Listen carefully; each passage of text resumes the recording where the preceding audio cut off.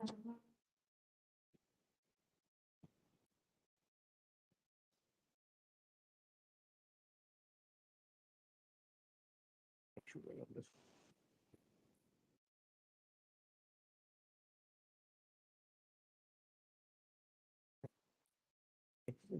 can you do?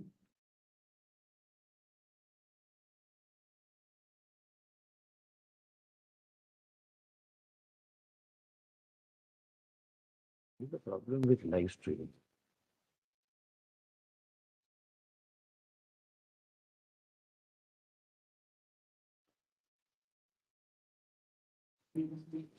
I have not accepted any weight. Obviously, time sheet they are ignoring. Possibly it's purposefully they have done, but anyway.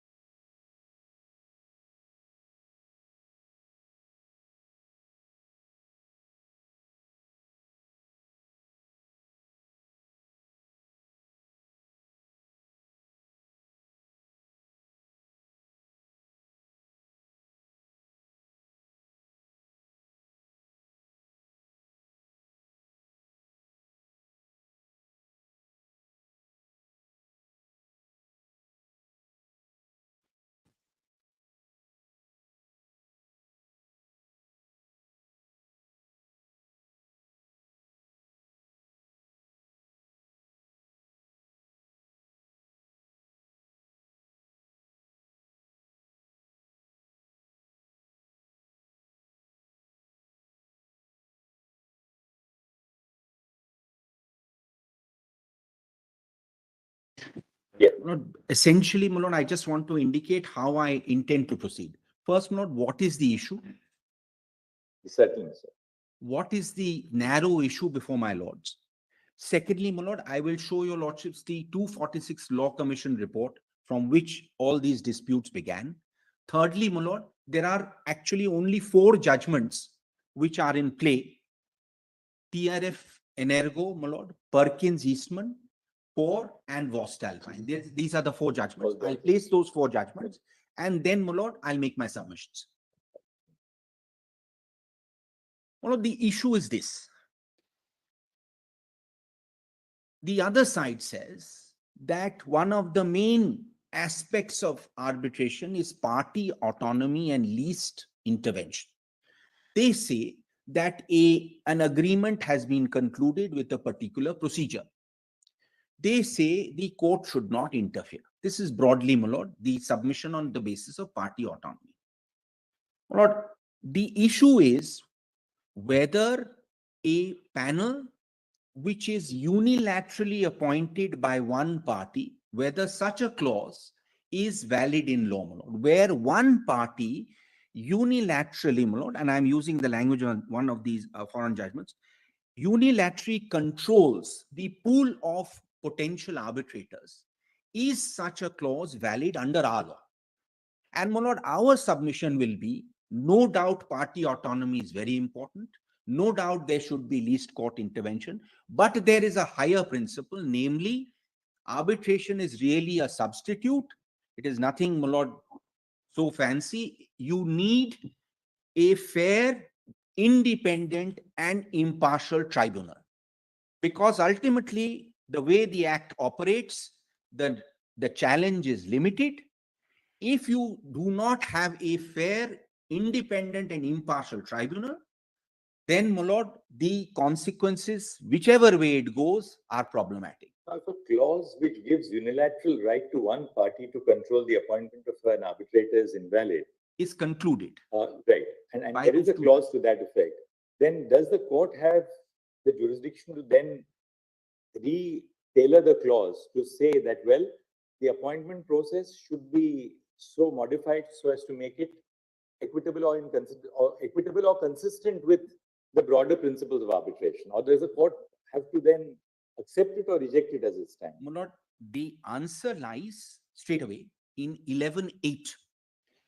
As amended, what the court then does is, my lord, it can deviate from the agreed procedure. In fact, Lombardy uses the word ignore. My lord, it can deviate from the procedure and ensure that there is an impartial tribunal. So, my lord, in all these cases, what has happened is, instead of the court tweaking the procedure, the court appoints an independent arbitrator. Rather than, my lord, trying to play around with the panel and tweak it, our submission is that because of 11.8 read with 12.5, and the, my lord, in fact, the language used in some of the judgments is the main purpose of 11.8 is to ensure an impartial tribunal. So where the court finds that the tribunal, that the clause is, my lord, tilted, one-sided, imbalanced, then the court will step in under 11.8. Now, if there is no arbitration agreement, the court cannot foist an arbitration on a party. No. Right? Right, correct. However much that might be in accordance with the move for ADR, etc. If there's no arbitration agreement, you cannot foist an arbitration. Can a party which has then framed a clause which obviously is completely biased in favor of one party say that, look, but for this clause, I would have not agreed to arbitration? Lord, then the principle there. Then that argument be heard from such a party. Right. My lord, there the principle of severability will apply. There is also law to that effect, to saying that you, in fact, actually did agree to arbitration, only that portion of the clause which has an unbalanced tribunal will be, my lord, blue lined out. That would be our submission. So I would submit, my lord, all these are all larger questions. So far as core is concerned, because that clause, your lordships will see, that clause is so tilted. And what if that party has said in the arbitration agreement, we agree to arbitration only on the condition that I will appoint an arbitrator? There's a gray area there. There are such clauses. Our court has held that despite such clauses, you can go ahead. But there is a gray area there. I may not be able to go that far. There are clauses which say, unless this procedure is followed, I do not agree to arbitration. Then your lordships may have to respect party autonomy to that extent. But that is not the language in 64 as we have it here. So, my lord, this is the limited scope. So your contention then is that if there is an arbitration agreement by virtue of which absolute control is given to one party over the appointment process, then the court should treat it as, one, that parties have agreed to arbitration as a procedure for resolving disputes. One. Two, since you have agreed to a procedure for resolving disputes through arbitration, that part of the clause which confers exclusive right on one party is invalid. And three, the court will then act in spirit of the appoint an independent tribunal. 2 and 3, yes, 2 and 3 is later, my lord.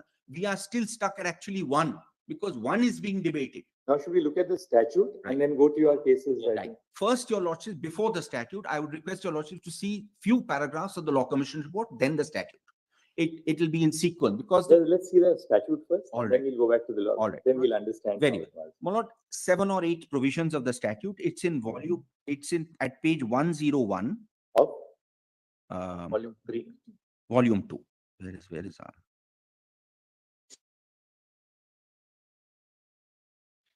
Well, this is the statute after the 2015 amendment, because we are now only post the 2015 amendment. Now, my lord, the reason I am showing some sections is only to establish the proposition that there are some provisions of the Arbitration Act which are mandatory. There is no general party autonomy. Some provisions, as per the commentary and as per the travaux, are mandatory.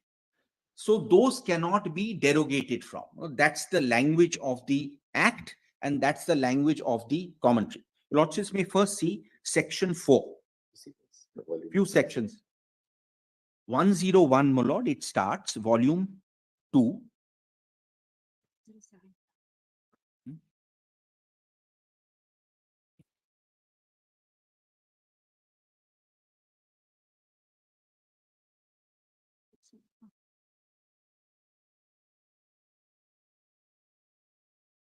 Is there a tab? Well, let me first see 4, which is at page 107. Well, the only reason I'm showing it, I'll show some commentary on this later, is this is the waiver provision. It has some relevance in our case. A party who knows that any provision of this act from which the parties may derogate. So, my lord, there are provisions in the act from which you cannot derogate. The word derogate is used in 2 sections of part 1, section 4 and section 34. So you cannot, so my lord, this section and Article 4 commentary, which I will show later, recognizes there are some provisions which cannot be derogated from. Then your lordship sees 5, which is the extension of jurisdiction, just for the sake of completion. Then please straight away come to section 11, which is at page 110.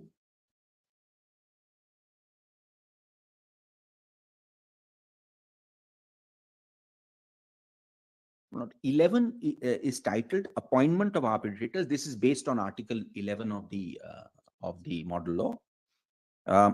And what the other side relies on, my lord, is 2.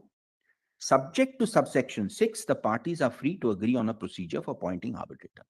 Lordships have seen that. Then 6 is where the appointment is made. When an application is filed, parties to request the Supreme Court or the High Court. 6A, your lordships have seen in a different context, my lords, earlier in the NN Global saga. But please come to 8, because we rely a lot on 8. 8 is post-amendment, and therefore the Law Commission report becomes relevant insofar as 8 is concerned.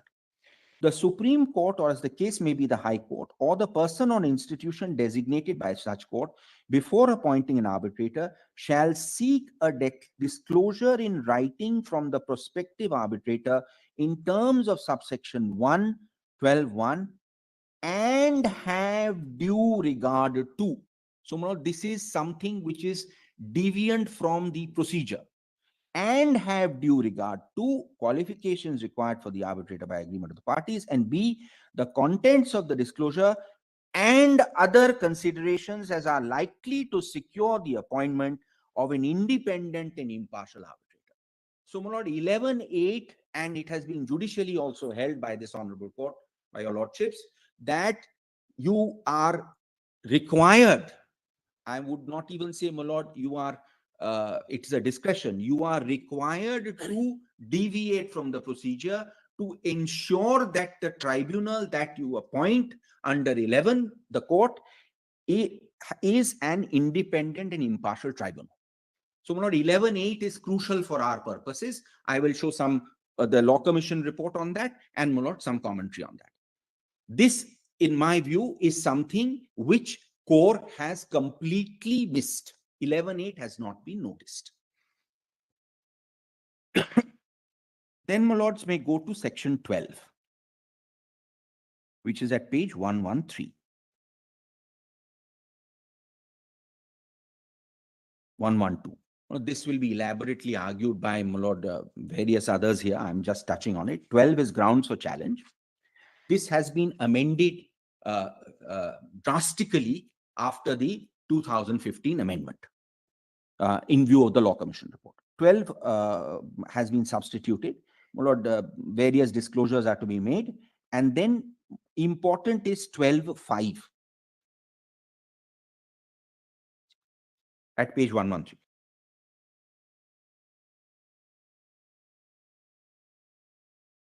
this is de jure ineligibility. Notwithstanding any prior agreement to the contrary, any person whose relationship with parties or counsel or the subject matter of the dispute falls under any of the categories specified in 7th schedule shall be ineligible to be appointed as an arbitrator, provided parties may, subsequent to disputes having been arisen between them, waive the applicability by express agreement in writing. So, 12.5 talks of about 7th schedule ineligibility. Lordships have interpreted this in a number of judgments with this proviso. So 12 has to be read with 11 because 11 now 8 requires a disclosure by a prospective arbitrator, which wasn't there earlier. So now when the matter comes, say, before your lordships under section 11 or before the High Court under section 11, if such a panel is to be operated, they will have to make a disclosure of whatever relationship they have. And independent of that disclosure, your lordships will ensure that there is an impartial and independent tribunal. So the moment that burden is cast upon the on the court, my lord, then there is a problem with these panels, which are unilateral. There's no problem, my lord, with a panel of an institution or an independent panel. So, my lord, 12.5, 13 is the challenge procedure. I'm not troubling your lordships. 14 is failure or impossibility to act. That is de jure. Your lordships are familiar with that. Then please now come to one other portion. In fact, I was very happy that the learned SG had highlighted that portion in his written submissions because we were also intending to rely on it. Please come now to page 115. This is something which has been hinted at in some of the judgments, but not spelt out. Well, chapter 5 is sections 18 to 27. Two sections here are crucial to my submission, my lord. First is 18. Conduct of arbitral proceeding. 18. Equal treatment of parties. The parties shall be treated with equality. This is one part. And each party shall be given full opportunity to present this case. Noted in the learned SG submissions as the Magna Carta of arbitration. And, my lord, which we will show that this equal treatment principle applies even at the stage of the composition of the tribunal. And that will make good, my lord. So, of course, the chapter heading says conduct of arbitral proceeding. But the commentary, my lord, and particularly section 21 has to be read with 18. 21 suggests, my lord, that the commencement of the arbitral proceedings starts when the request is given. Your lordships are familiar with 21. So the appointment of the arbitral tribunal actually comes after that. Absolutely. And, my lord, the idea is simple. Whatever contractually you've agreed. But once you are before a quasi-judicial body or a substitute for the court, then all rules of fair play have to be there. You should be before somebody who's independent and impartial, and you should be treated equally. So, my lord, our submission is 18 squarely applies, and we'll, my lord, show that. So this is one separate portion of the act which has really squarely not been considered. It's been hinted at in a couple of judgments, but it's not been considered. 18 and 21. And then, my lord, just to complete this, please now come to 34. 34 is at page 121.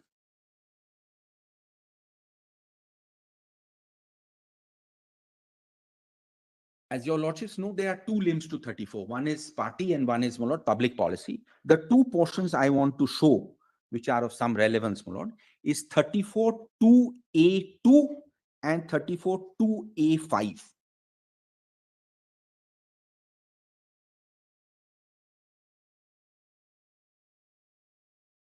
An arbitral award may be set aside by the court only if the party making the application establishes on the basis of the record that the arbitration agreement is not valid under the law in force, law to which the parties have subjected, or failing any indication under the law for the time being in force. So arbitration is not valid under Indian law as a ground for setting aside an award.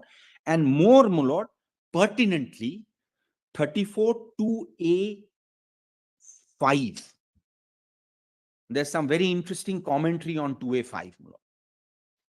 The composition of the arbitral tribunal, which is what we are, my lord, now looking at, or the arbitral procedure was not in accordance with the agreement of the parties. This is party autonomy, unless such agreement was in conflict with a provision of this part from which the parties cannot derogate. So, my lord, this is the second place in the act where the word derogate is used.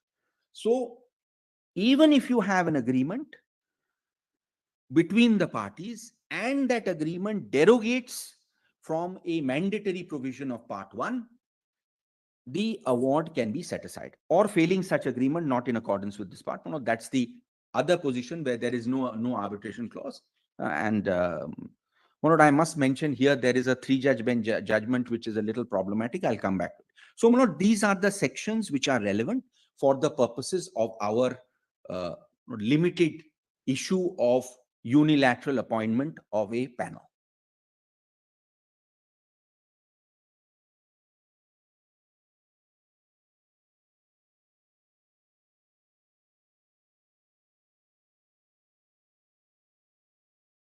Now, Manoj, before I go to the 4 judgments, may I now just invite your lordship? Mr. Banerjee, just before we leave this statutory provisions, this chapter 5 is conduct of arbitral proceedings. Correct.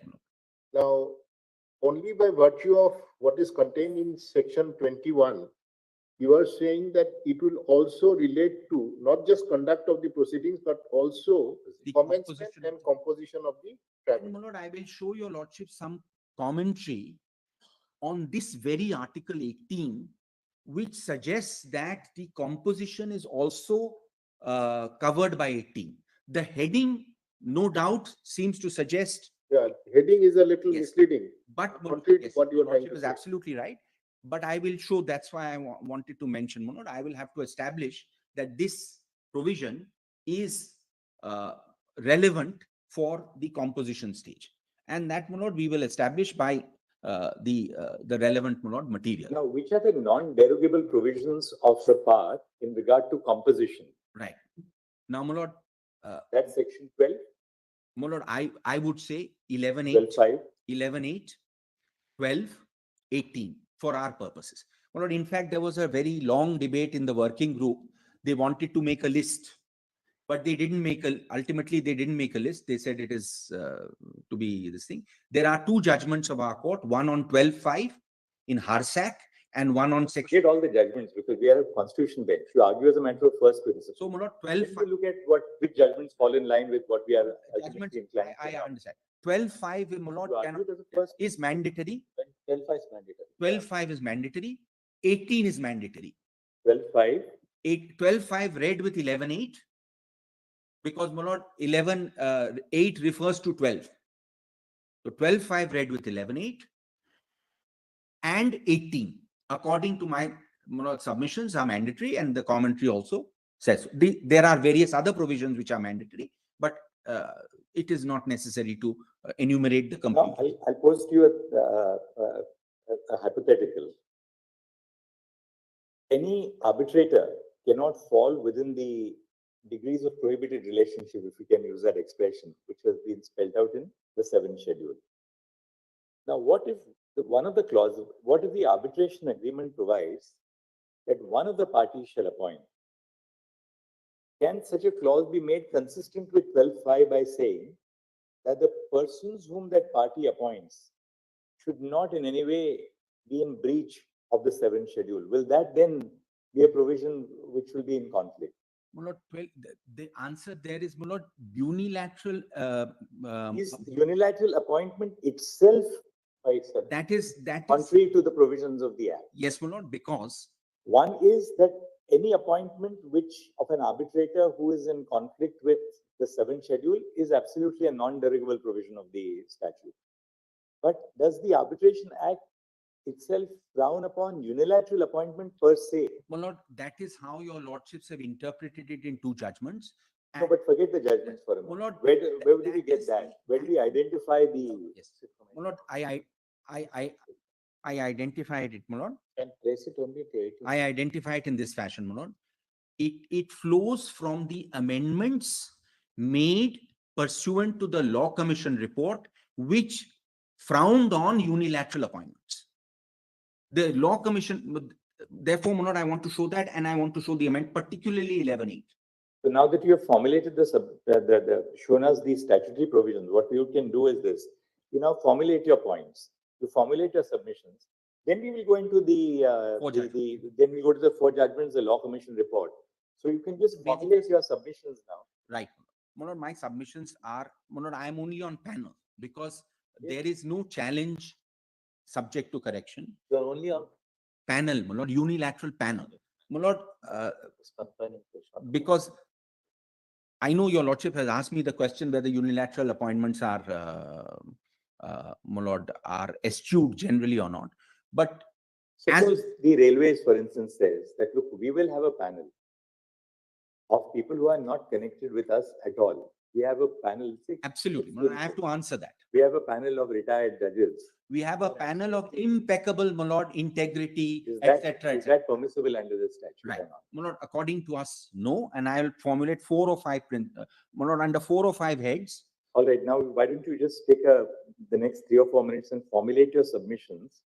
You can we've asked you a question right at the beginning, but it will help us to formulate your points. You can, if you want to read your written submission, we can read your written submission. That will come to there are 4 grounds on which, 4 different jurisprudential grounds on which. All right, just formulate that.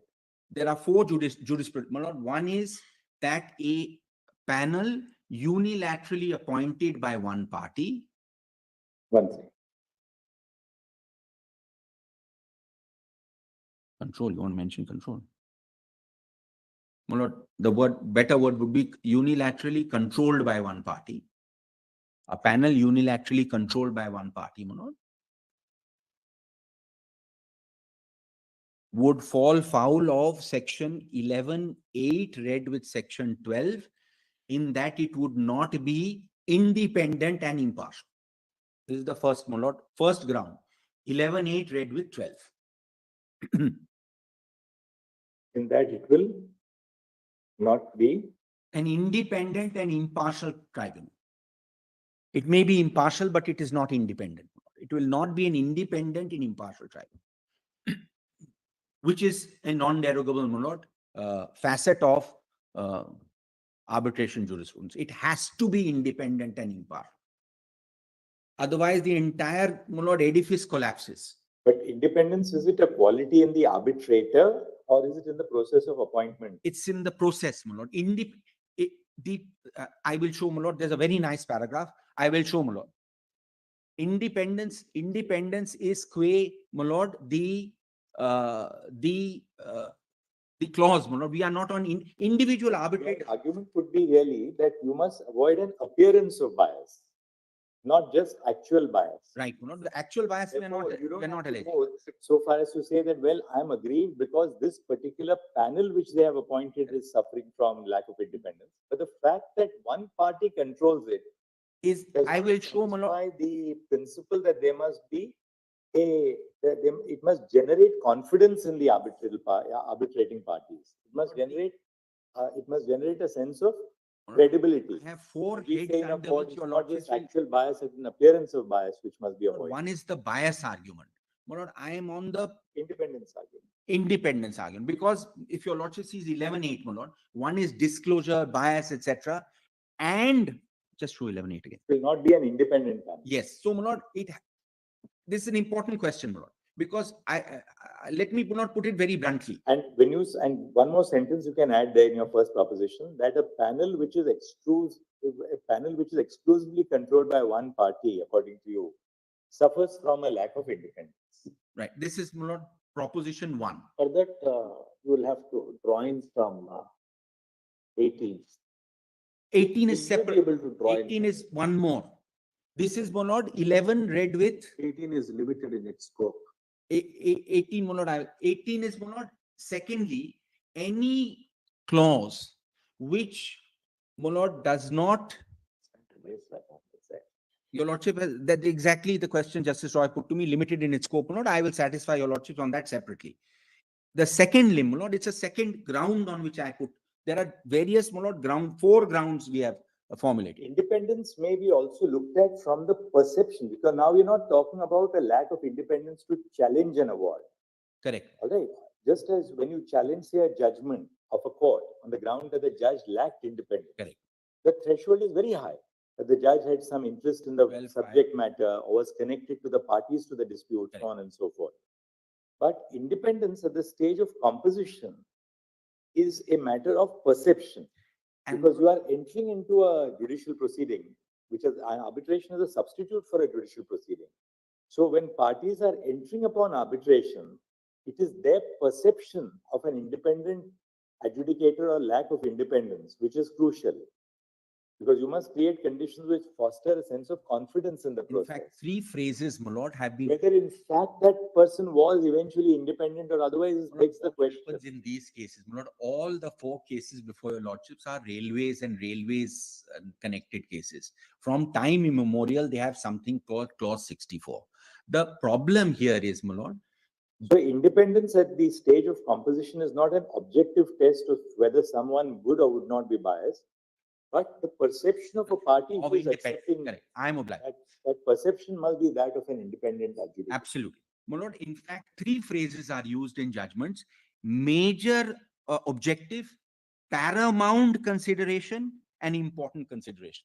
A paramount consideration is independence.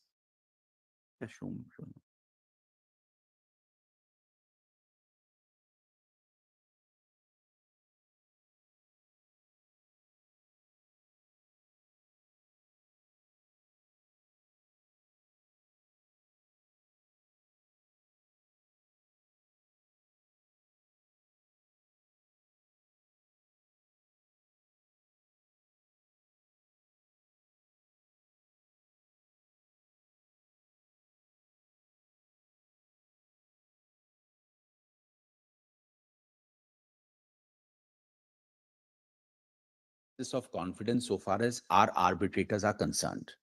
If you have such a panel, the result both ways is bad. If the panel appointed by one set of one party decides in the favor of that party, the other party always has that lingering doubt that Mr. Banerjee was appointed on the railways panel, so therefore he has a predisposition. No, but the other, look at it from the side of the public sector. The other problem. Look at it from the, you must look at both sides. No difficulty. A public sector organization always has this fear that, look, I mean, look at what's happening in the arbitration. Correct. Will be taken now for around, we'll have a 20,000 crore award. Now you see this one-sided panel story. Now the one-sided panel, Mr. Banerjee now gives an award in favor of the contractor. Now, immediately, my lord, all sorts of issues arise there, may be genuine. So, my lord, the solution is not a one-sided panel. The solution is staring in the face, my lord. The solution is an independent panel by an independent institution. That is why we are crying hoarse that we should have institutional arbitration. The problem is not the individuals in the panel. The problem is who makes the panel. The moment today, my lord, both ways you lose. Not saying that we need independence and full stop. The problem is arising. What is the criteria? What are those principles on the basis of which we are going to determine that there is lacking of independence here? Everybody agrees that they have to be independent. The very fact, let me put it this way, Manoj. The very fact that one party is appointing somebody, my lord, is unfortunately enough, because, my lord, what was arbitration? Arbitration was where both parties had confidence in the individual. Here, you are basically putting up a list and asking one. So there will never be any confidence in that list of the other party. One of the articles said unloved and unappreciated panel. One party puts up a panel.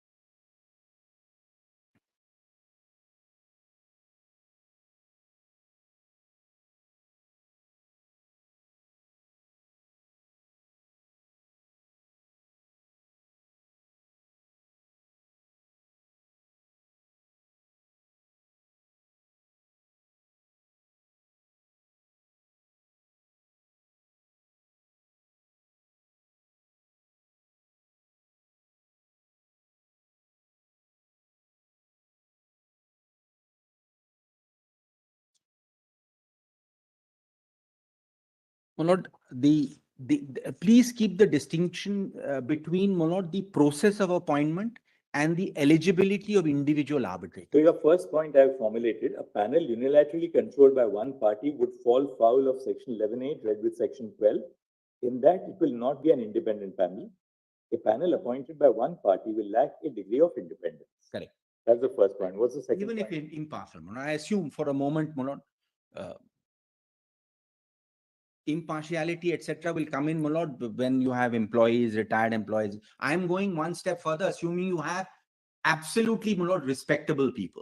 What's the second proposition? What's the next proposition? My lord, the next is it will also fall foul of, What will fall foul? Unilateral appointment. yes, also fall foul of, my lord, the principle, the Magna Carta of equality between the parties. I'll satisfy your lordship. Unilateral composition of a panel. Yes, It also violates 18. 80. It violates 18. Violates 80. Level playing field. Sorry, my lord. Level playing field. Level playing field. This is the logic, my lord, used by Justice Sikri also, level playing field. Justice Bhanumati also, same level playing field. So the sentence is there, the section is not there. So you want to extend 18 to even appointment process? My lord, I will show that there is material to show that it actually covers the appointment, the composition process. I will, it's not just my submission, my lord. What's the next point? Third point, my lord, which is, I would say 3A and 3B, my lord, is that such a clause, particularly in respect of PSUs, my lord, falls foul of 14 and unconscionability. A large number of judgments, my lord, some of which the learned SG has also referred to, is this sort of arrangement is unconscionable, contrary to section 23. There are a series of 10 US judgments. I will show only one. There's a chart the SG has given. I'll show one. So, these are broadly the reasons for which this sort of panel should not, my lord, be permitted to subsist. The band-aid solution is, and this is what the high courts are struggling with, a panel as in core may be bad because it's very restrictive, but if it is sufficiently broad-based, it may be okay. So, my lord, this You're is not how going to the court, degrees at all. You are just saying that, look, yes. exit out. The problem is today there are a series of judgments. Every time an 11 is filed, how many people are there? What are their qualification? Is 31 enough? Is 37 enough? What about 100? There is a Sarot panel. So this is a solution, which came out of Voestalpine, and it's, in my respectful submission, it's a band-aid solution. Because even if there are 100 people, and even if they are, my lord, impeccable, there is always, my lord, I'm appointed to a panel by the railways. In the back of my mind, if I possibly decide in their favor, maybe I'll get another appointment. Maybe that may be a perception. I may be, in my mind, absolutely independent. We've had instances where people have been removed from panels. Independent and impartiality is not in the degree. It's not in the degree. It is in its absoluteness. And what you facially see, my lord. What do you see? But is that your 3A point? That's what's your 3A? 3A is that. 3A, 3B, my lord, are unconscionability and Article 14. My lord, legally, I am putting to take what Brother Nasma just said, that independence and impartiality is not a matter of degree, my lord.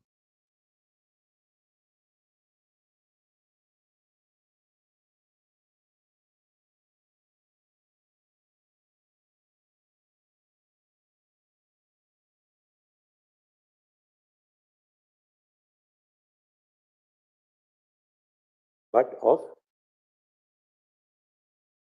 It has to be facially judged. But is an absolute. It is absolute. It is absolute.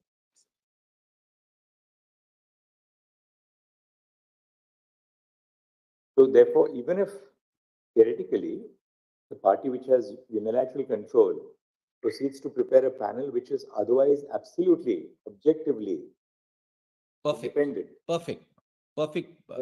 The objection is not on whether those people who are put in the panel are eligible, otherwise ineligible, eligible or ineligible. It's But the the source, appearance of the it's the process. process, the source. If you cannot, it also flows from the other principle. If you cannot unilaterally appoint somebody, can you then have a panel of 100 from which I have to choose? The source is the problem. The problem is not the panel. The problem is the process. The problem is the person who presents you with the fait accompli. All right. We've seen now all the provisions. Right. All the Your provisions. submissions are complete now. Anything else in this? Now I'll show the material, my lord. The We go to material. material. The material. My lord, your lordships may first see the law commission. Let's Your see. lordships have not seen those 4 judgments. Am I required to show the? Let's first see quickly the law commission, the material, and then we'll quickly look at the judgments. So Right. the judgments at the end, because Judgments at the end. that's- Right. Your First lordships bit. don't want to be colored by Exactly. 2 or 3 They are, of judgments. course, of persuasive authority. They are judgments of our Correct. courts. We'll look Correct. at them at the end. My lord, may first see the law commission report, because some paragraphs of that are very, very important. Is that in the documents? Where is my? Just a minute. Just give me a second. My lord, this is serial volume 4, page 2722. Serial number, tab number, Compilation of documents, right? compilation. Volume 4A or 4? 4. Page 2722 is tab number 8, but the only relevant paragraphs are from page 2756.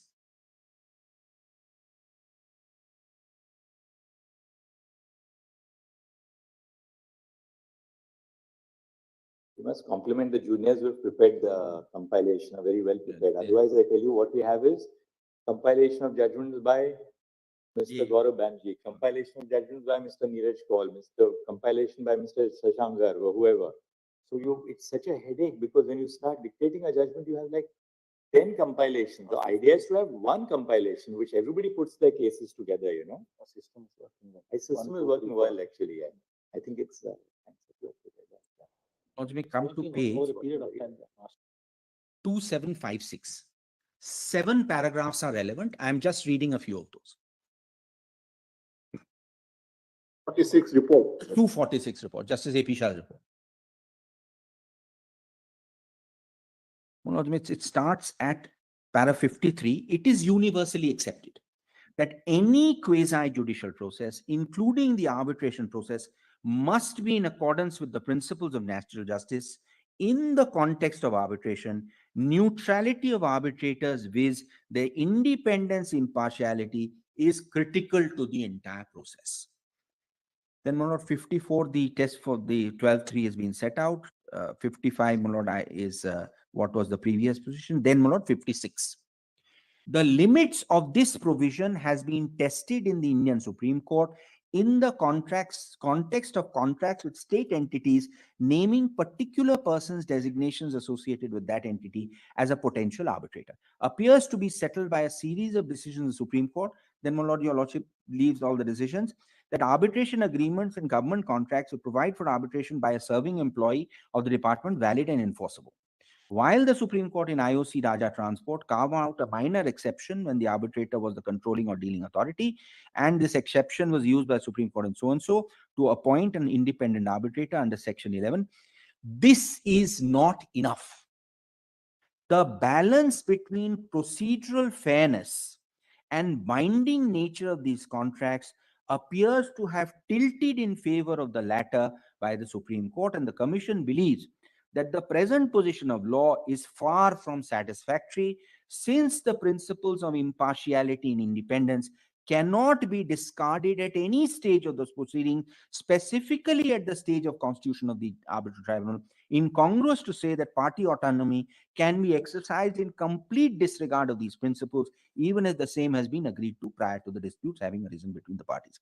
There are certain minimum levels of independence and impartiality that would be required of the arbitral process, regardless of the parties' apparent agreement. Sensible law cannot, for instance, permit appointment of an arbitrator who is himself a party to the dispute or is employed by or similarly dependent on one party, even if that is what the parties agreed. So, my lord, there is a This is the logic of the Law Commission. Commission hastens to add, Mr. P.K. Malhotra, ex officio member of the Law Commission, suggested having exception for the state, allow state parties to appoint employee arbitrators. Commission is of the opinion on this issue cannot be any distinction between state and non-state. Concept of party autonomy cannot be stretched to a point where it negates the very basis of having impartial and independent adjudicators for resolution disputes. In fact, when the party appointing adjudicator state, duty to appoint impartial and independent, much more onerous. Right to natural justice cannot be said to have been waived only on the basis of prior agreement between the parties, time of the contract before arising. Large-scale amendments have been suggested, fundamentally issue of neutrality. Commission believes is critical, in particular amendments 11, 12, and 14. Your lordships have seen those amendments. Then, my lord, 59.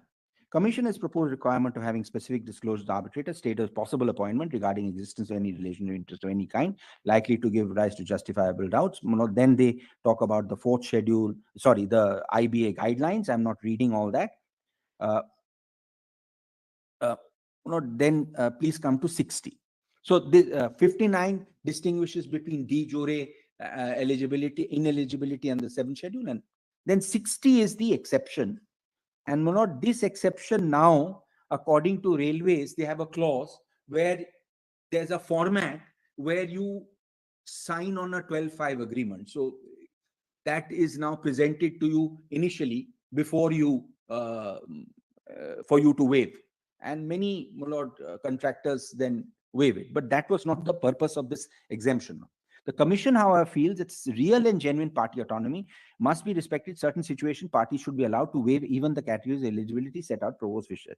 This could be in situations of family arbitrators or other arbitrations where a person commands the blind faith and trust of the parties. I don't think anybody can raise this to this level. Despite the existence of objective justifiable doubts, deal with such situation, commission propose a proviso to 12.5. Parties may, subsequent to disputes having been arisen, waive the applicability. The general rule has to be followed. If the High Court is approached in connection with an appointment of arbitrator, commission has proposed seeking disclosure, so on, and which context or the designation is to have due regard of the contents of such disclosure. So now this is the relevant portion of the Law Commission report.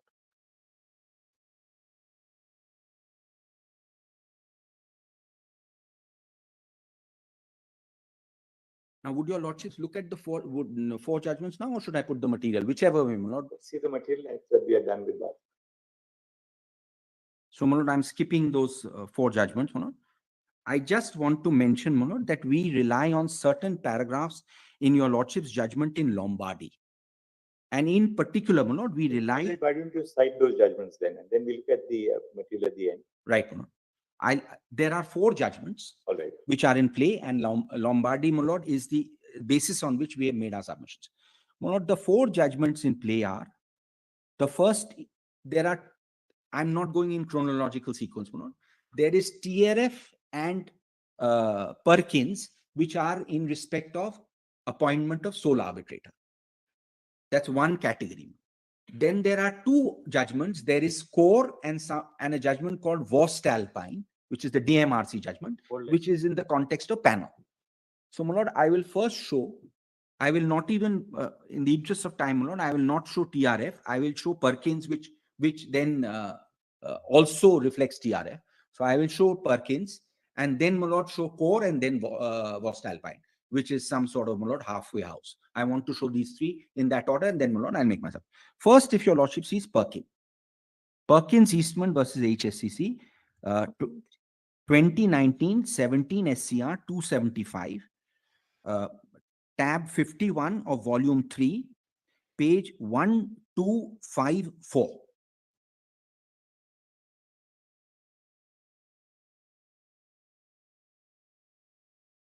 This is the judgment your lordships have been consistently following. I believe, my lord, also in Glock, etc. This court has followed this.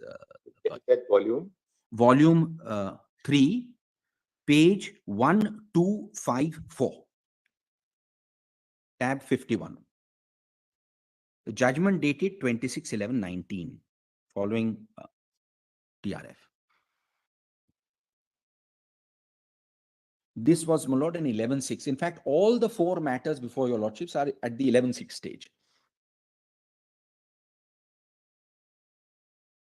Now, in this judgment, one issue was whether it was an international commercial arbitration. That issue does not arise here. Please come straight away to paragraph 11, where the second issue arises.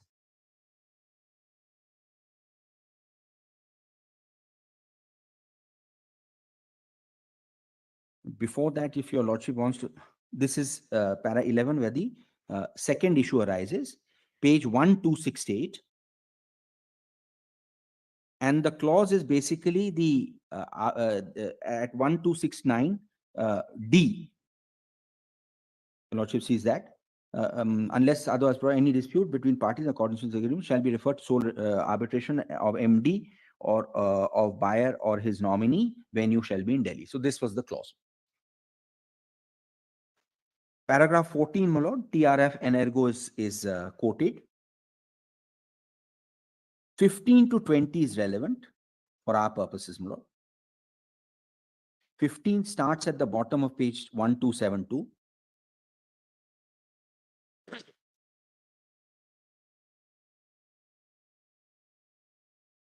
It was thus held that the MD became ineligible by operation of law to act as an arbitrator. He could not nominate another person to act as arbitrator. Once the identity of MD was lost, power to nominate somebody else, an arbitrator also lost. Relevant clause in case had nominated the managing director himself to be the arbitrator, also empowered the MD to nominate another person to act as arbitrator. MD thus had two capacities: first as arbitrator, second as an appointing authority. Present case we are considered with only one capacity. Then we thus have two categories of cases. First, similar to one dealt with TRF. Managing director himself is named as an arbitrator, additional power to appoint any other person. You know, this the finding. I'll just read this one. Appoint any other person of his choice or discretion as arbitrator. If in the first category of cases, MD was found incompetent because of the interest he could be said to have having in the outcome or result of the dispute, element of invalidity directly relatable arise from the interest he would be having in outcome of the decision. That be the test. Similar invalidity would also arise and spring even in the second category. Interest he has in the outcome likely to be taken the basis possibility bias always be present, irrespective whether matter. We are conscious that if such deduction is drawn from decision so and so, all cases having clauses similar to that with which we are presently concerned, party to the agreement would be disentitled to make any appointment of arbitrator on its own, always be available to argue party official having disentitled. But in our view, that has to be the logical deduction from TRF Limited. Para 50 of the decision shows that this court was concerned with the issue whether the MD, after becoming ineligible by operation of law, still eligible to nominate an arbitrator. Ineligibility referred therein was a result of operation law. Person having an interest in dispute, outcome of decision therein must not only be ineligible to act as an arbitrator, not be eligible to appoint anyone else as an arbitrator. Such person cannot and should not have any role in charting out any course to the dispute resolution by having the power to appoint an arbitrator. We rely on this portion. The next sentence in the paragraph further shows that in cases where both parties could nominate their respective arbitrators of their choice, this is the critical portion, of their choice, were found to be completely different situation. The reason is clear that whatever advantage a party may derive by nominating an arbitrator of its choice would get counterbalanced by equal power with the other party. This is the section. This language is essentially, 18 language, because this is arbitrator. This is a classic case, my lord. I appoint one arbitrator, the other side appoint none. But in a case where only one party has a right to appoint a sole arbitrator, its choice, so my lord, your lordship will apply this logic to the panel, will always have an element of exclusivity in determining or charting the course for dispute resolution. Naturally, the person who has an interest in the outcome of the decision must not have the power to appoint a sole arbitrator. That has been taken as the essence of the amendments brought in TRF. Then, my lord, 17. So this is the critical paragraph is 16. 17, my lord, Raja Transport is mentioned. This is a pre-amendment case. The relevant portion of 17, your lordships, will come to page 1276. So, Mr. Banerjee, the proposition is that your choice to make or nominate an arbitrator cannot be limited to the offerings laid out by one party. That's our case. So that's our case. in a situation like this, it is not a choice that is being exercised, but you are confined to the offerings that is given by the other side. Correct, correct. It's a poisoned well. It's a limited, my lord, it is. But it's again a matter of perception. Somebody from amongst the panel can also render an award against the, the And authority Lord, which has made that is, the. in fact, that is exactly what happened. The panel in the DMRC case was of 3 engineers nominated from the railway panel. The same clause, which your lordship dealt in DMEPL, is the same clause where 3 are nominated. 1 I pick from theirs, 2nd they pick from theirs, 3rd they pick from theirs. 3 members may go that way. My lord, there are all sorts of problems with that also. Therefore, my lord, this limited choice is where I should have my liberty, they should have their liberty. Alternatively, neither should have liberty. We go to somebody independent, and that either it is an institution which is independent and appoints in which you believe, which has credibility, or the court who appoints somebody independent. Then I don't have a problem. They don't have a problem. Neither of us have a problem. Even if the award goes against me, the tribunal, my lord, it's a matter of faith. Every case we come across, you scratch at the surface. The main problem is. Look, Banerjee, the only point is just reflect on it. Yeah, I don't know whether that consideration is at all relevant. Is there a risk of killing the golden goose in the sense that what do government say? We are not going to go to arbitration at all. My lord, they have themselves set up institutions. It's not that there are no institutions available to them. My lord, they have themselves set up institutions. Surely somebody has to be believed. My lord, that there has to be some, either you believe the courts or you believe your own institution. It can't be. I follow, my lord. That is exactly. The judgment is over. Yeah, my lord, just one last paragraph. This is what just above 18. 18 is, this was the.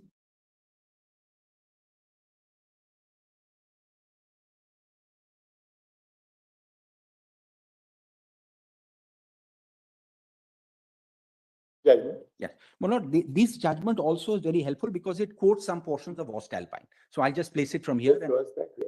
Monod, please come to para 18, Monod. I just want to read 18 for 1 second, Monod. Sub-paragraph, this is the, in fact, even the old law. 8 of the aforesaid paragraph 48 lays down, Monod, please just read that. 8, just above. If circumstances exist giving rise to justifiable doubts as to independence, impartiality of the person nominated, or if other circumstances warrant appointment of an independent arbitrator, by ignoring the procedure prescribed, Chief Justice may ignore the designated arbitrator appointment. So, my lord, if circumstances warrant appointment of an independent arbitrator, even prior to the amendment, and that is what your lordships have said in para 66 of Lombardy, you for the purpose of appointing an independent arbitrator, you have the power, indeed the duty under 11A to do it. And that is what was missed in court. If somebody has approached a court can't say, this is the procedure, I am a post office, this is exactly what I have to do, you please do this. So, my lord, 11, this paragraph is relevant. Then, my lord, various quotations are there. Then 19 is Ostalpine. These are very, my lord, hard-hitting paragraphs, 20, 21, 22, and 30, which has been set out in Ostalpine. So the DMRC case. Independence and impartiality are hallmarks of any arbitration proceedings. Rule against bias, one of the fundamental principles of natural justice, apply to all judicial, non-judicial. So this relation, notwithstanding fact relationship, is contractual. Source of arbitrator is deduced from the agreement. Notwithstanding same, non-independence and non-impartiality, such arbitrator would, though commercially, would render him ineligible. Genesis behind the rationale, even when the arbitrator is appointed terms of contract by the parties of contract, he is independent of the parties. Functions and duties require him to rise above partisan interests of the parties. So this is, my lord, one portion where Jivraj and Hashwani is quoted. And similarly, my lord, the French court is quoted. Then 22. Independence and impartiality, two different concepts. Arbitrator may be independent, yet lack impartiality. Impartiality is more subjective. Independence, more objective concept, straightforwardly ascertained by the parties at the outset in the light of the circumstances. Partiality will more likely surface during the arbitration. Then, 30. Time has come to send positive signals to the international business community in order to create a healthy arbitration. Furthermore, as enlightened by the Law Commission, duty becomes more onerous in government contracts. One of the parties is a public sector undertaking itself. In the instant case also, choice is given by DMRC, limited to choose an arbitrator from panel, becomes imperative. This is the broad-based panel argument. I'll come to that later. In the light of report of so-and-so, imperative of creating healthy arbitration, then that's all that is relevant in this judgment. The rest is on maintainability, etc. So this is... Mr. Banerjee, can we just take a 2 or 3 minute break? I just suffered from a lower back kick last week. Please. 2 or 3 minutes, I just want to take a little break and come back. That's all. Just walk a little bit in the passage and come back. Just 2 or 3 minutes.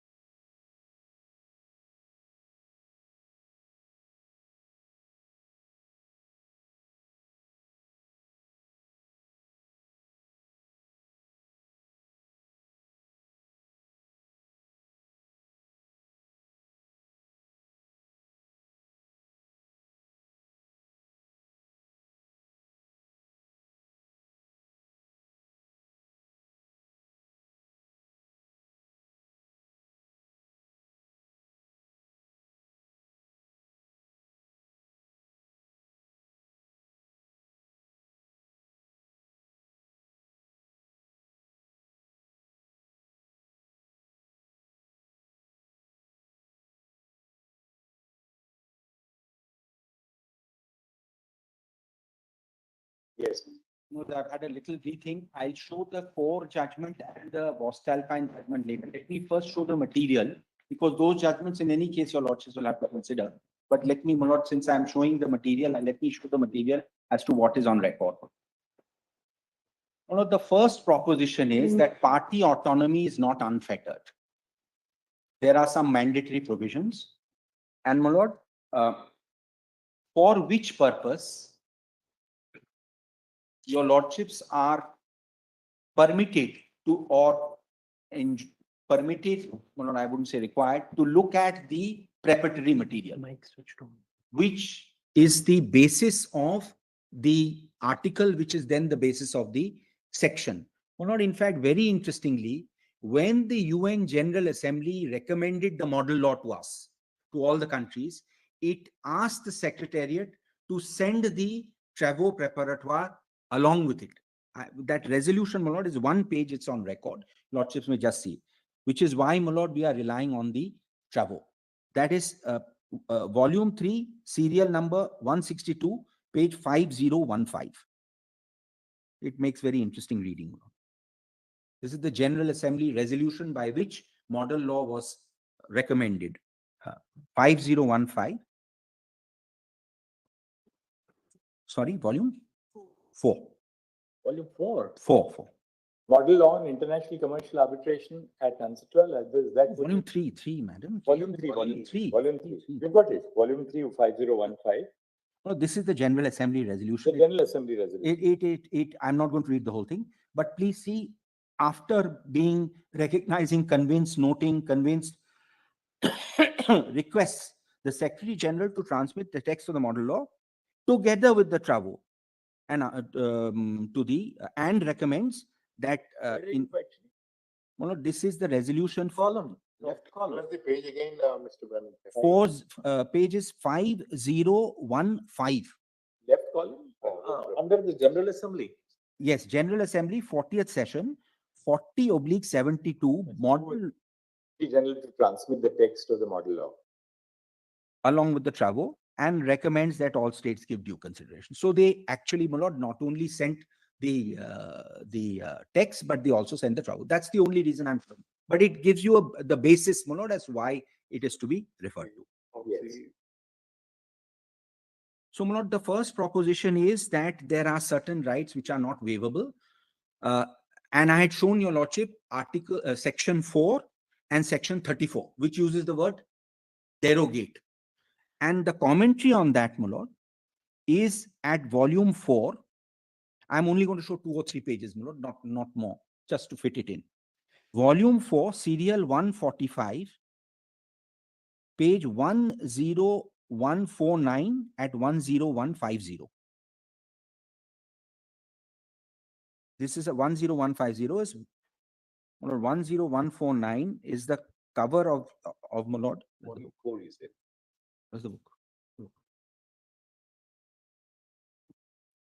Well, what has happened is the material is spread over large portions of the website. There is a textbook, my lord, which is this Holzman and Neuhaus, which actually chapter wise analyzes each article. My lord, 10150 is the same as section 4. Please see the third paragraph. Okay.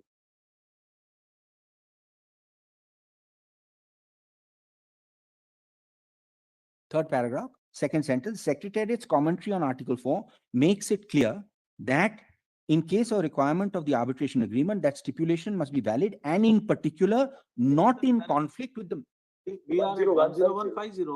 10150, not commentary. Correct. Please see the item 1, non-compliance with arbitration agreement or non-mandatory provision. Compliance with arbitration. Yes.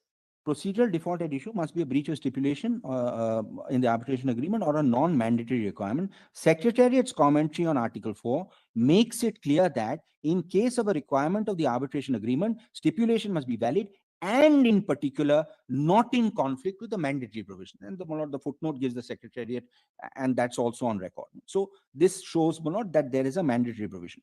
Then, my lord, please come to 10151. bottom of the page. Second sentence. 015? Next page, next page. 10151. Yes. Last bottom alone. A waiver under Article 4, however, applies only to the non-mandatory provisions of law, that is, those provisions upon which the parties may agree to the contrary. This qualification, not part of the initial draft of provision, specifically included to soften its effect. Proposed at one point to provide a list in the law of such mandatory provisions, working group decided not to include such a list because it viewed it unnecessary subject to certain drafting difficulties. Nevertheless, number of provisions clearly indicate their non-mandatory character, either by providing explicit freedom or providing a rule of procedure but stipulating parties may agree otherwise. Examples of provisions appear to be mandatory and therefore cannot be waived under Article 4 are the following. Requirement: the arbitration agreement is in writing. I rely on the next one, the requirement that the parties be treated with equality, each party be given full opportunity to presenting. So Article 18 is mandatory, my lord.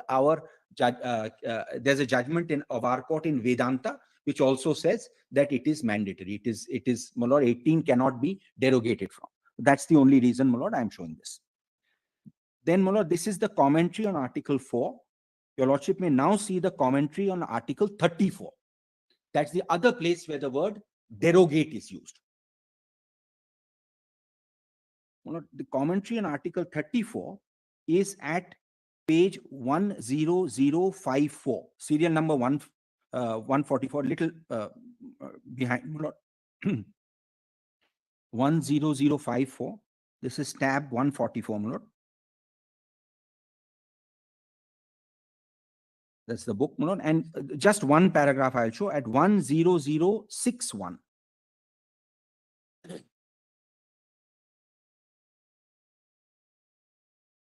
This is a little important because, my lord, there is a judgment which seems to suggest a little differently, but I'll just read it. The second significant change was made to subparagraph 2A4 of Article 34. Corresponding clause of the New York Convention, Article 51D reads, the composition of the arbitral tribunal or the arbitral procedure was not in accordance with the agreement of the parties, failing such agreement, not in accordance with the law of the country where it was made. The final text of the model law includes a new phrase following the first comma, unless such agreement was in conflict with the provision of this law from which the parties cannot derogate. History of this new phrase becomes footnote. Please come to the next page. I'm not reading may I just read this one? Because it is of some relevance on mandatoriness. The history of this new phrase begins in a footnote to the Secretariat's initial draft, what became Article 36, incorporated by reference to early drafts of 34. That footnote noted that the view then prevailing amongst commentators was the language of the New York Convention gave absolute priority to the agreement of the parties, irrespective of whether such agreement is in conflict with a mandatory provision of the applicable law. Secretariat said here that this rule could not possibly apply to the enforcement of domestic awards, kinds of awards which Article 34 is concerned. Presumably, domestic courts would, by definition, be bound to apply the mandatory provision of domestic law. Working group agreed, and my lord, I skipped that paragraph, then last paragraph. During the Commission's consideration of the working group's final draft, which was the same as the final text, a potential ambiguity was noted by several delegations. They said that the provision might still be interpreted not to allow an award to be set aside where the procedure set forth in the arbitration agreement had been followed, but where that procedure conflicted with the mandatory provisions of law. While no change was made in the text of the law, the Commission report recorded the understanding that where the agreement was in conflict with the mandatory provisions of the law, provisions will prevail. So, my lord, and that's the same section which your lordships have seen this morning, 34 2A5. Composition of the arbitral tribunal, arbitral procedure was not in accordance with the agreement of parties unless such agreement was in conflict with the provision of this part. So, my lord, 34 2A5 specifically addresses a situation where the composition of the tribunal may be in agreement, in our case, may be in accordance with what the parties say, but if it is contrary to a mandatory provision of the law, it should be set aside. And that's, my lord, what the commentary says. Yes, sir. Deals with the situation where the composition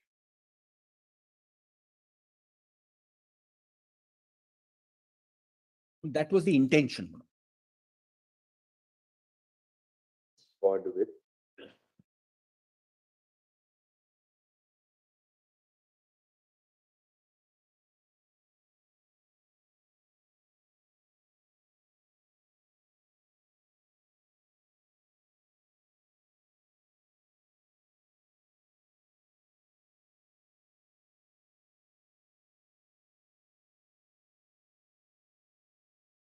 My lord, there is some ambiguity in the language of 34(2)(a)(5), and it was brought to the notice of the commission.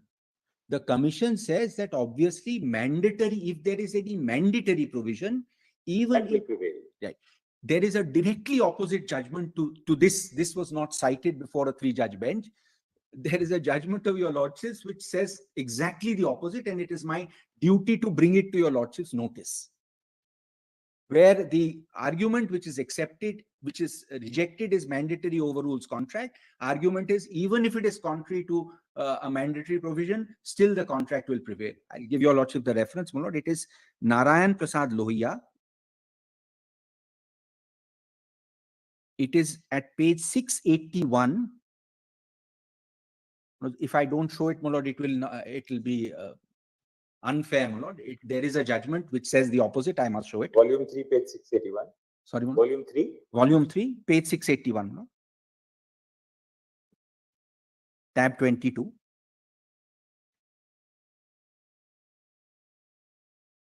Actually, this reasoning was probably unnecessary in this case, my lord, because it was held that it was a derogable provision. But still, this reasoning is there, my lord. 681, and the relevant portion is at 695.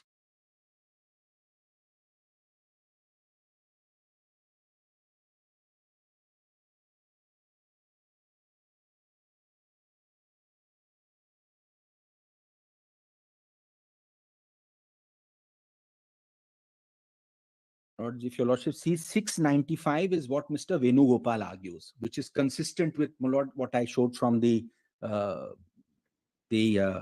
working group. My lord. So Mr. Venugopal's argument, my lord, which I commend for your lordship's acceptance, is 695, my lord, page 11. Read between placidum B and C. In other words, according to Mr. Venugopal, even if the composition is in accordance with the agreement, award can be set aside if it is in conflict with the provisions of part 1. This is what he argued. Now, that is rejected by the court, and it is held at page 6. That entire paragraph is there at 696, last sentence.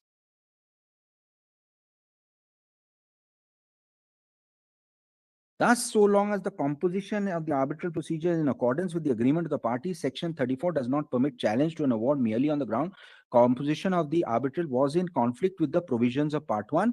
This also indicates that 10 is a derogable. Here, where was this, by the way? 690? 6, last sentence of the first paragraph. Oh, just as long as the composition of the judges don't notice that, my lord, there are derogable provisions and non-derogable. So if it is non-derogable, you cannot, my lord, contract out of law. So, my lord, I just want to show. So, my lord, the first proposition is there are certain certain provisions of the Act which are non-derogable. Non-derogable is also a clumsy word, which are mandatory. The language uses mandatory. 2 provisions which I have said are mandatory. Your lordships have already noted 11(8), 12(5), and 18. Now, the third point is, my lord, 11(8) has to be read with 18. My lord, this is one aspect which the third point, my lord, I would say is 11(8) permits for a diversion from the agreed procedure, for which I just want to show your lordship 3 or 4 paragraphs of Lombardy. Just 3 or 4 paragraphs in Lombardy. 11(8) permits this diversion. So, my lord, if your lordship just sees Lombardy, I'm not going to read it. Your lordships, 3 of your lordships are party to it, familiar with this. Lombardy is at volume 3, page 2058.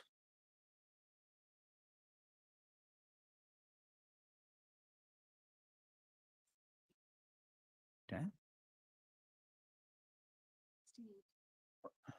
Various issues are framed, my lord. I'm not going to go into it.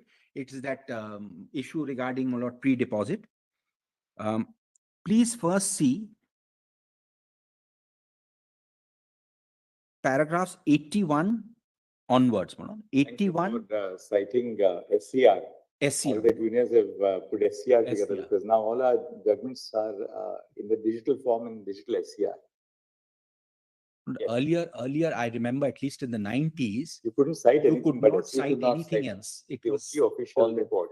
unless the judges would not even recognize an SCC or a, let alone scale or something. It only, SCR couldn't keep pace. That's why others. that's why this problem came. Now it's Now it's caught up. up to date. In fact, your lordship's direction is that they have to file only SCR copies.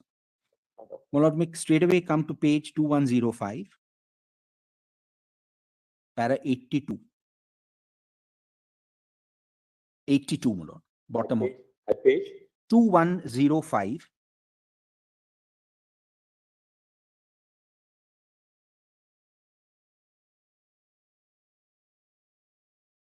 So, my lord, if I am right, the arbitration agreement has to be consistent with, my lord, 11, 12, and 18. And then, my lord, 84 is concept of party autonomy cannot be stretched.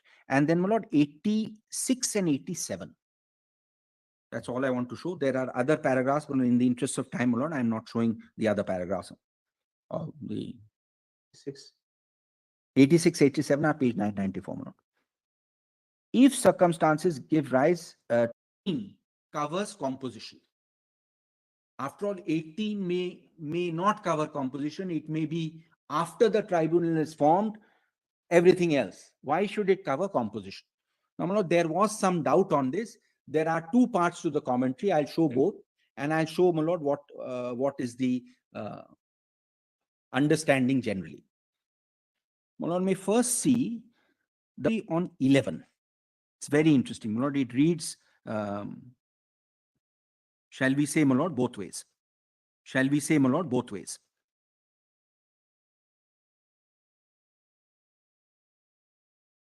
Commentary. Here's the 11th commentary. Which one? Oh, no, where is the commentary? Lordship, just give me 1 second. 10. Where's the 18? My lord, may see the 18 comment. I'll show the 11 first in fairness, and then I'll show 18. 11 commentary, my lord, is at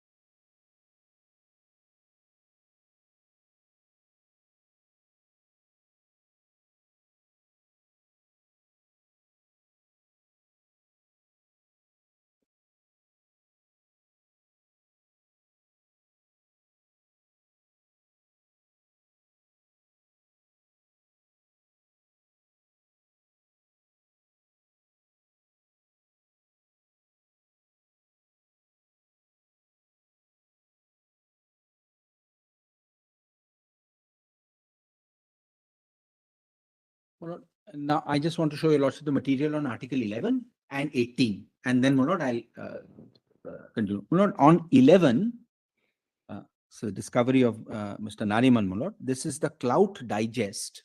Right, He was to argue that. This was the last submission which Mr. Nariman drafted and emailed it at about 12 noon the day before he passed away, the night before he passed away. In He fact, was working on this. A lot of the material that I'm citing was his independent research, my lord, and particularly this one. So a lot of it was done by him. From Mr. Well. My lord, may come to volume 4, 3807. This is part of the case law on ancestral text digest. There is a there is a site which collects case law on ancestral text. I'm one of the, all of us are correspondents from India. 3807. It's a summary at paragraph 20. This is the purpose of 11. Purpose of 11 is the key purpose of 11. Paragraph 20. Article 11 corresponds to Section 11. In fact, it was Article 6 and 11, but 11 corresponds to 11. Exercise of the courts or competent authorities' discretion. Securing an independent and impartial tribunal was said in one case to be the major objective that ought to be pursued by the court or competent authority intervening on the basis of 11. While in another case, it was said to be the paramount consideration. It has also been explicitly identified as an important consideration in several other cases. And footnotes, the cases are also on record. So, my lord, when your lordship looks at section 11, this is one major aspect to be looked at. It is not simply procedure, appoint whoever is said on the panel, simply appoint. Major consideration is impartiality and independence. This is generally the law in respect of 11. That's why you give this power to a court or an authority. Otherwise, not anybody else could have. 21, they refer to qualifications. If qualifications are provided, the court cannot change the qualification. Right. If a lawyer, if a physician has to be appointed, I'm relying on 20. You cannot appoint a lawyer. I'm relying on 20, para 20. Right. 20 says that this is the objective, namely independent impartial tribunal. This is the major objective. This is the paramount consideration. One says major, one says paramount. So, my lord, when your lordships are construing 11, otherwise, what is the joy of coming to, my lord, a court or an authority? Right. You are essentially the arbitral tribunal as a substitute. In the it's an alternative dispute resolution. It's a substitute. So this is, my lord, one aspect. Now please see commentary on 11 and commentary on 18.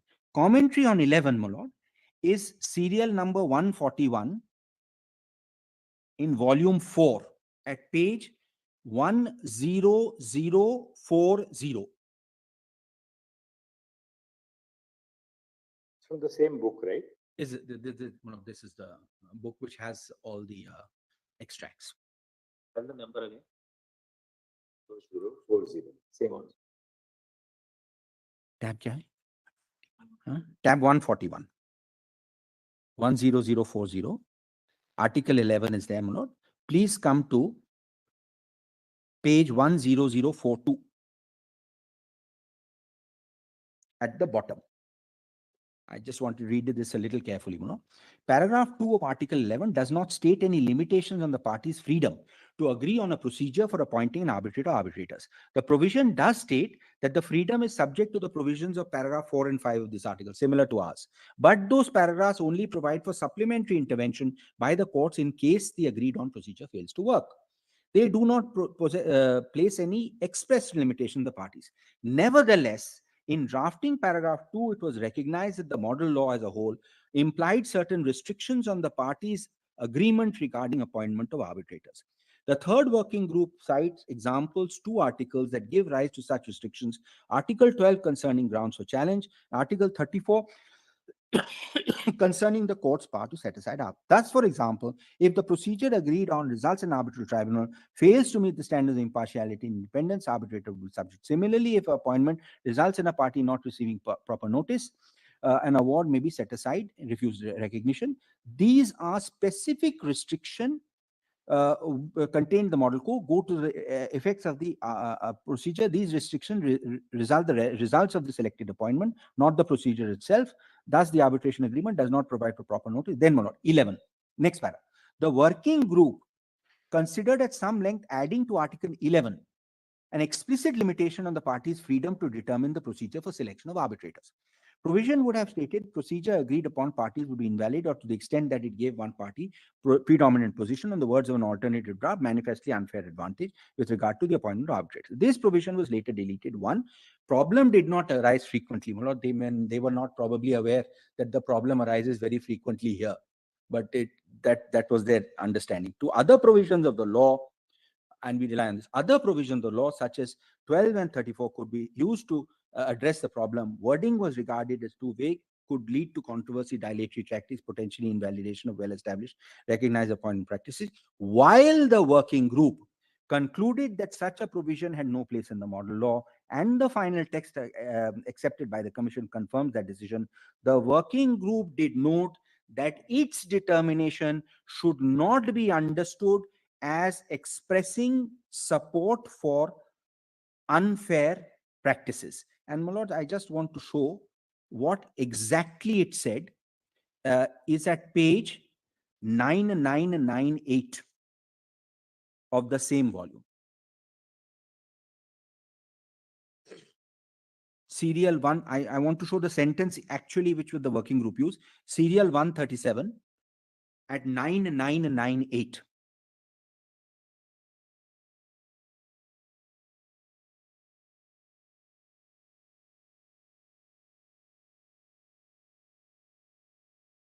Paragraph 89, 90, and 91 is basically what is summarized in the book.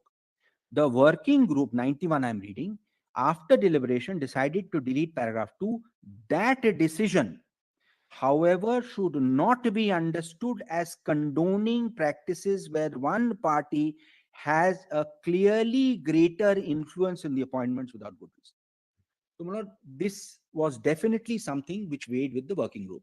So, my lord, this is when 11 is debated. Now your lordship goes a little further. So now the debates continue and 18 is debated. Now by the time 18 comes along, there is a little shift. Now your lordship will see the commentary on 18, which is very interesting. Just a minute. 1 minute.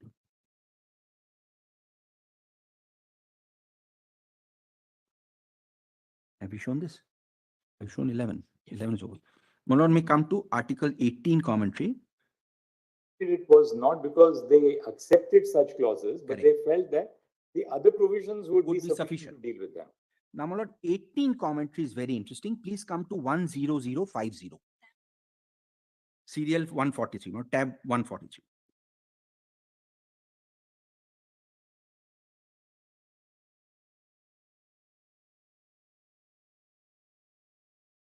The previous one which you showed is part of which document?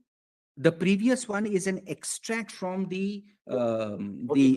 It's tab 137, my lords, at page 982. It is got it, just one. it is actually part of the report.